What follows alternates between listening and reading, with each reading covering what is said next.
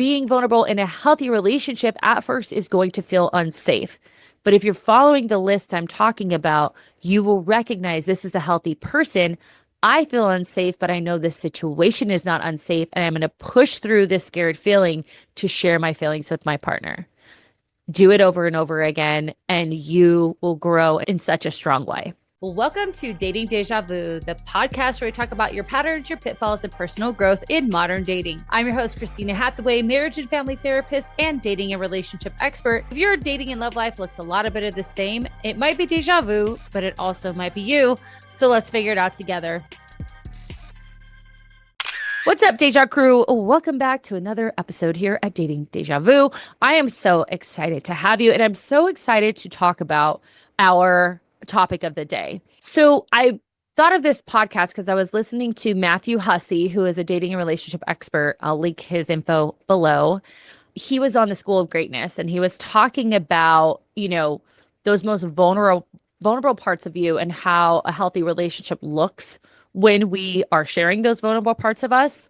And I just thought it was a really great conversation to have on this podcast because it is so true that vulnerability and intimacy is usually the things people fear showing in a relationship, when in all reality, it's this deciding factor if someone is healthy or not, right? And of course, there's levels of intimacy and vulnerability that we experience. And so I'm going to talk about that. But when we talk about healthy intimacy and vulnerability, it's not about oversharing your trauma on the second date. We're not confusing it with codependency, baby. We're not confusing it with being boundaryless, right? What we're talking about is the slow, as I mentioned, the brave, the grounded process of being known without losing yourself, being known for who you are, how you think, what you want, how you feel. Again, intimacy is into me, you see. It's all of your things. It's the things that a lot of people worked really hard to keep uncovered through perfectionism, people pleasing, or even performance, right? And really, it's the thing we don't have to keep uncovered. We just have to slowly understand if the person that we're with can hold it with grace and dignity.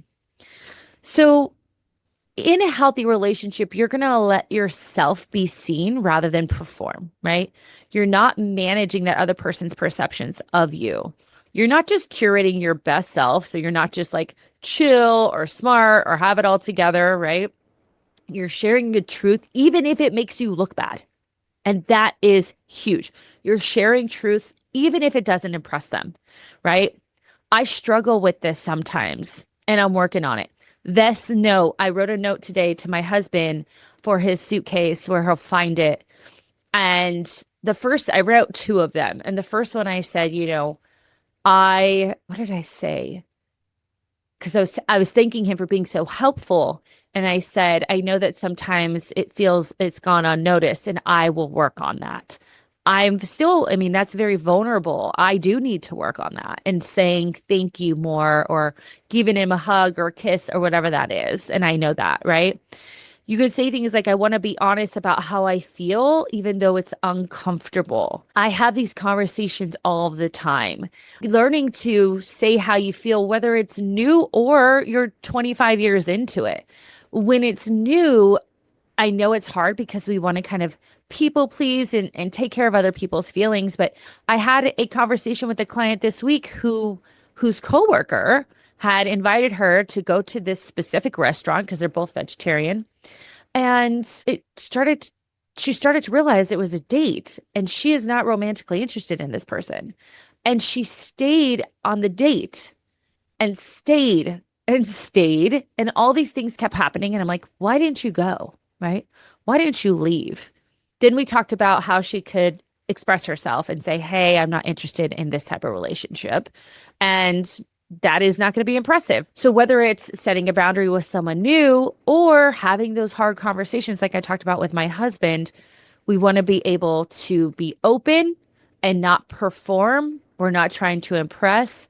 We're trying to be seen as who we are. The next is you honor your boundaries and you stay open.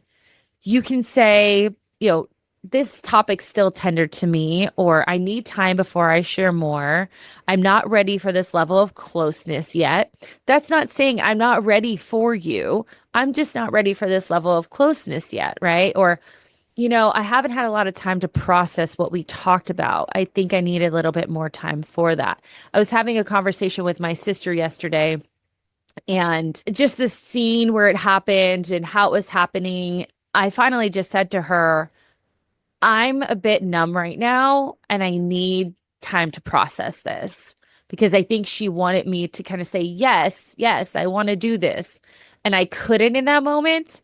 And I said that to her. I said, I need time to process all of this. And that's perfectly fine for you to do. You can still be deeply connected with someone, because intimacy isn't how much you share, right? It's about how honest your sharing is. And so you can have those boundaries with your friends, in your relationships. You can still have topics that are hard to talk about years into it, right? And that's okay. And not saying like, I'm still fucking pissed at you because of that. You say that's still tender to me. Okay. Number three is you don't confuse merging with intimacy. Healthy vulnerability does not mean we are becoming the person, or what we call enmeshment, right? A mesh, think of your hands, like when you put them together, like this is your partner, this is you, and you become each other. That is not intimacy. Also, emotional flooding is not intimacy, right? But what I mean by merging and confusing merging with intimacy is, where you end and the other person begins. This is incredibly important. Oftentimes, we get so caught up in the other person's feelings and perceptions and their happiness and their wants and needs. Yes, that should be a part of your thought process, but you should be checking in with yourself first, right? You can say what you feel without needing to fix them or rescue them. Or I've had this happen in a coaching with a coaching client, shut them down, because that's how you've experienced emotional intimacy in your upbringing. Okay. You can hold space for each other without collapsing into each other, right? We're not melting into one. We're holding space. But again, like the first on this list, I know where my space ends and your space begins, and I'm going to maintain that. Next is you stay present during discomfort. And we talked about this a lot, right? Healthy intimacy can still bring discomfort. And you being able to talk about whatever is going on with you on Friday, for those of you, I'm 42. I had a hysterectomy at 35. And on Friday, I just felt so fucking off. I felt like sad and stressed at the same time. I had a headache. I was just off. And I know it's my hormones. And I was able to talk to my husband. I said, I'm feeling really emotional today. And he said, well, what about? And I said, honestly, it's nothing. I think it's my hormones, and it's just making me feel really bad. And like just saying that to him was helpful to him, right? Because now he knows like my like offness has nothing to do with him. I think that's really important. But also I get to have him experience like it was a really shitty feeling, you guys. And it happens to us women. And if you want more information on that, check out my other podcast, The Mindset Mirror Connection. I talk all about this stuff. But it was helpful, whether it's that flutter in your chest and feeling stressed and speaking that truth, or pausing when you need a moment and saying, hey, I need a moment right now during this discomfort. I don't want to say things I don't mean, right? You stay present through it. And your presence is in yourself, staying connected to you through it, through your experience, and being able to share that with your partners. Very, very important. Vulnerability isn't about feeling safe all the time. It's about choosing to show up anyways when it makes sense, right? I'm not saying to show up when things are unsafe all of the time, because certain people should not get any sort of part of you when it's unsafe. But in a healthy relationship, this may be your first experience of someone seeing into you and holding space for that and giving you grace and empathy. But if your past relationships were a lot of people minimizing you, gaslighting you, criticizing you for being vulnerable, then being vulnerable in a healthy relationship at first is going to feel unsafe. But if you're following the list I'm talking about, you will recognize this is a healthy person. I feel unsafe, but I know this situation is not unsafe. And I'm going to push through this scared feeling to share my feelings with my partner. Do it over and over again, and you will grow in such a strong way. Next one is you don't weaponize disclosures. This is something we've talked about before. People do this shit, it pisses me off. Do not weaponize your partner's vulnerabilities. That is the worst thing that you can do. We have to think about people's vulnerabilities as these things that live in the fucking dungeon of our brains.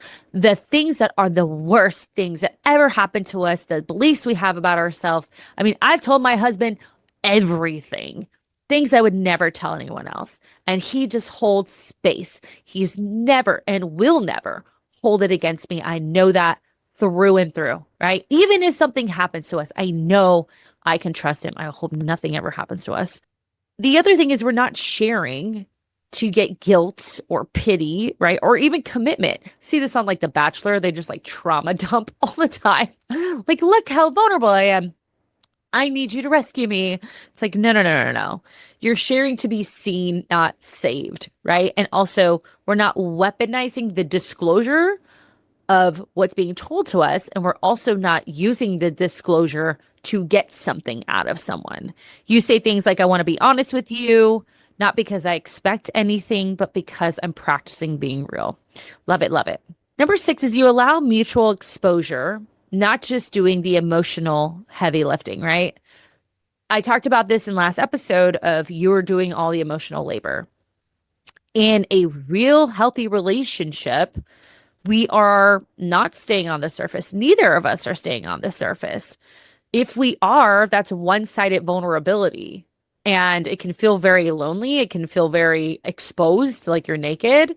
And the other person's just standing there fully clothed, like looking at you, like, what the fuck is wrong with you, right? Healthy intimacy is reciprocal, right? Where we're sharing our truths on both sides of the table. And we're learning about the other person. My husband is kind of an anomaly because I know he has insecurities and I know what they are, but they're not a lot compared to me. They're not a lot. But I know the ones, and the ones that I know, obviously, I hold a lot of compassion and grace for them. But there is reciprocity there. It's just I tend to have more insecurities and struggles as him, and that's just how we roll. You don't rush trust, you build on it. This is a big one because I feel like people these days want to, I don't know where this came from, but everyone wants to talk about like how healed they are on the first or second dates. It's like, bro, no, you're not if you're expressing that right away. Like, let's give it some time. Let's figure out if we even like this person. Do we like their company? Do they feel safe? Are they not a serial killer? Like, they don't need to know your healing story, right? Build trust over time. This is so misunderstood in so many ways. True intimacy isn't fast, right? It's based in trust, right? It's not this fireworks. It's not the Bachelor trauma bond dumping on the poor guy just to make him feel bad for you. You earn it through consistency, right? You earn it through small little shares, right? Sharing just little bits and pieces over time and seeing how that other person responds to your truth. And then as your relationship grows, being able to open up even more. Ask yourself this, did they follow through with the thing that I asked them to do, right? It might be a small thing. Asking for help is vulnerable, right? When you guys have an argument or you talk about something hard, are they respectful afterwards? Do you feel more like yourself, right, when you're with them, right? And again, we talked about abandoning ourselves last episode. Are we more of ourselves when we're with them? So all of those are really good ways of checking in on your healthy vulnerability and intimacy, both for yourself and for your partner. A true healthy relationship consists of the other person knowing the deepest, darkest parts of you, holding space for them, never using them as a weapon, and loving you through them. That is possible. That is possible for you as long as you are allowing yourself to practice being vulnerable, pushing through when it gets scary.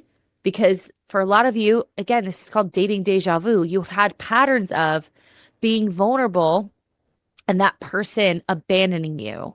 And so you think everybody's going to be that way. That is not true. The next episode I'm recording is actually on all or nothing mindset in dating. So you'll definitely want to listen to that. But when we have that healthy person, because again, we're creating those small shares and then asking yourself, how did they follow through? Over time, you're going to get to a point where you're going to think they're going to leave.